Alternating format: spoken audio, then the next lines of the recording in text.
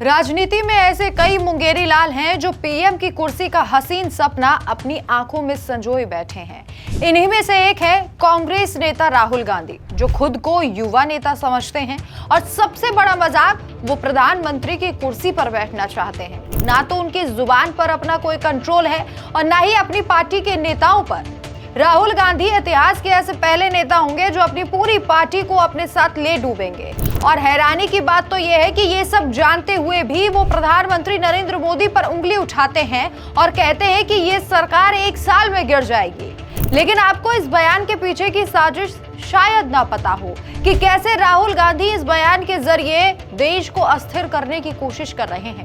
जी हाँ, राहुल गांधी ने एक बार फिर अपना असली चेहरा दिखा दिया।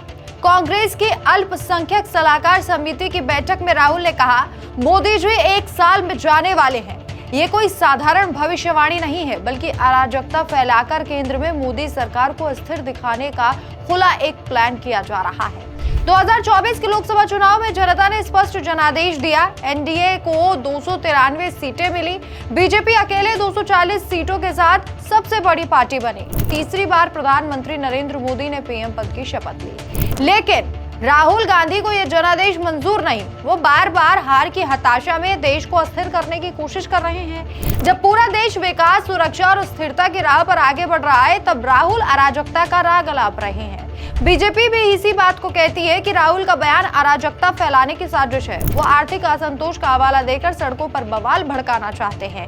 देश में जहां विदेशी निवेश आ रहा है, इंफ्रास्ट्रक्चर तेजी से बढ़ रहा है, वहां राहुल ऐसे बयान देकर विदेशी एजेंडों को मजबूत करते हैं। ये भारत की छवि खराब करने और निवेशकों का भरोसा तोड़ने की कोशिश है। राहुल ये पहली बार नहीं है जब ऐसा बयान देते नजर आ रहे हैं। 2014 से लेकर अभी तक उन्होंने दर्जनों बार मोदी सरकार गिर रही है ऐसी बातें कही, लेकिन हर बार मुंह की खाई। जनता ने 2014, 19 और 2024 3 बार मोदी पर भरोसा जताया, लेकिन राहुल परिवारवाद और नकारात्मक राजनीति से बाहर नहीं निकल पाए। अब हार की पीड़ा में वो अल्पसंख्यक वोट बैंक को भड़काकर ध्रुवीकरण की कोशिश कर रहे हैं। राहुल का ये बयान लोकतंत्र का अपमान है। जनता ने वोट देकर स्थिर सरकार चुनी है, लेकिन राहुल उसे स्वीकार नहीं कर रहे। वो अराजकता के जरिए सत्ता परिवर्तन का सपना देख रहे हैं, जो देश की एकता और प्रगति के लिए खतरनाक है। पीएम मोदी सरकार ने पिछले सालों में चुनौतियों के बावजूद अर्थव्यवस्था को मजबूत किया, लेकिन राहुल केवल नकारात्मकता और अस्थिरता पर फोकस कर रहे हैं। साफ है कि कांग्रेस अब हताशा में किसी भी हद तक जा सकती है, चाहे वो देश की स्थिरता की कीमत पर हो। जनता सतर्क है।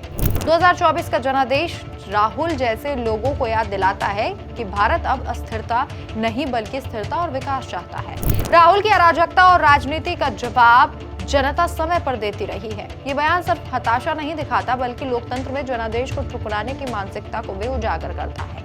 अब देखना होगा कि कांग्रेस इस अराजकता के रास्ते पर कितना आगे जाती है। इस खबर पर आपकी क्या राय है? कमेंट करके जरूर बताएं। नमस्कार।